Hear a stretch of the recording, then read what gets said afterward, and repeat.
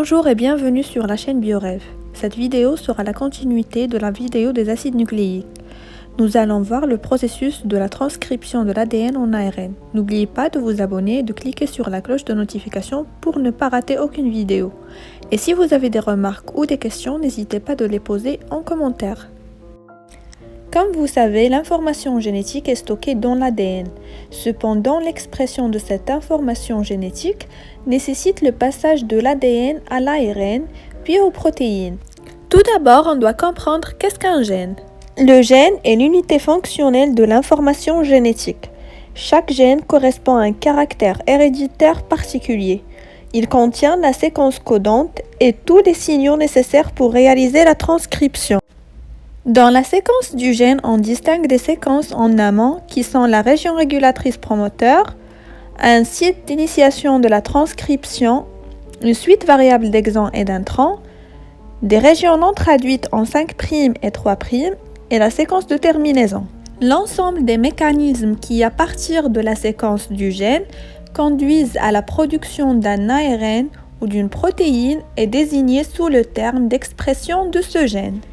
L'expression d'un gène passe par la transcription d'un segment d'ADN en ARN messager qui remplit une fonction de support intermédiaire de l'information contenue dans le gène en transportant l'information recueillie dans le noyau de la cellule vers le cytoplasme où elle sera traduite en protéines. La transcription est la lecture d'un gène par une ARN polymérase qui synthétise un ARN dont la structure primaire reproduit celle du brin sens de ce gène. La transcription est conduite par plusieurs enzymes.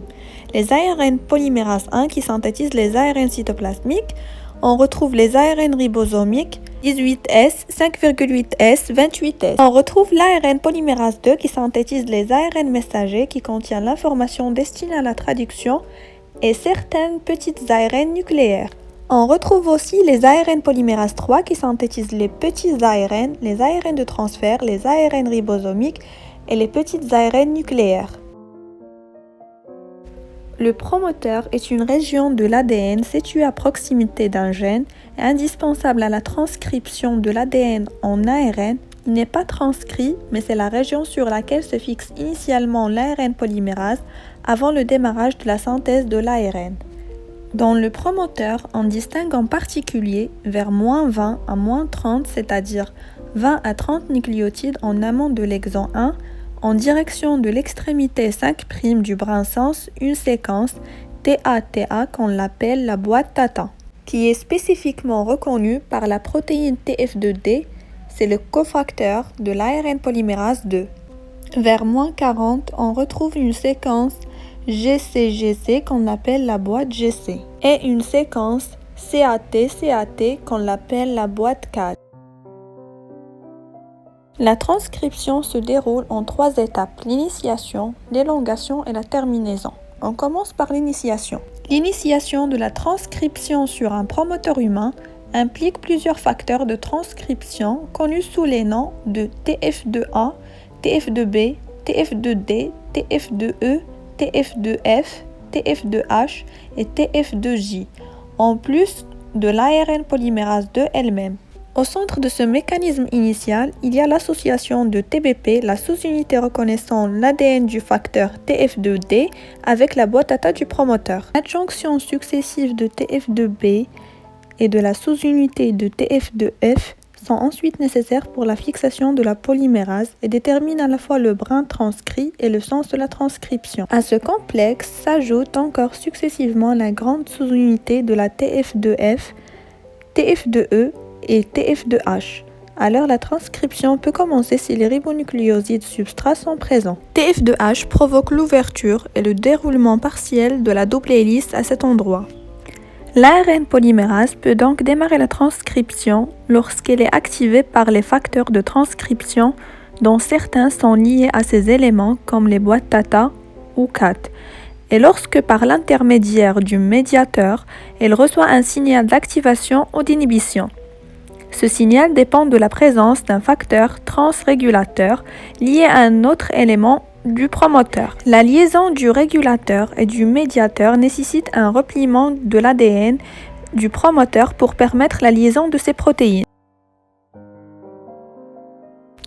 L'ARN polymérase 2 est accompagné d'une série de facteurs d'élongation qui modifient la chromatine pour permettre l'avancée de l'enzyme, empêche la formation d'obstacles comme des épingles à cheveux ou facilite l'avancée de la polycondensation. L'ARN polymérase construit un ARN hybridé avec le brin antisens d'ADN, dont la séquence primaire est la copie du brin sens mais composée de ribonucléotides au lieu de désoxyribonucléotides et d'uracile à la place des thymines. La polymérase lie le brin antisens en allant dans le sens 3' à 5'. Elle poursuit la synthèse du transcrit primaire en condensant les ribonucléotides jusqu'à ce qu'elle rencontre les signaux de terminaison.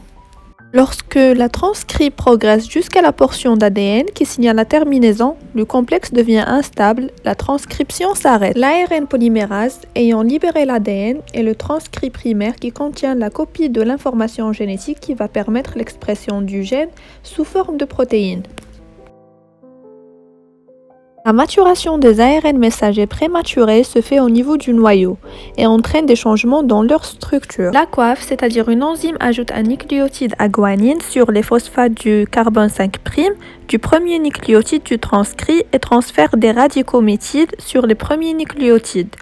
Ces modifications font un début commun à tous les transcrits primaires, précurseurs des ARN messagers. La polyadénylation consiste en l'addition d'une queue poly, une succession de nombreux ribonucléotides de type adénosine à l'extrémité 3' des ARN messagers. L'épissage, c'est les parties non codantes de la structure primaire du transcrit sont coupées et les parties codantes sont réassemblées.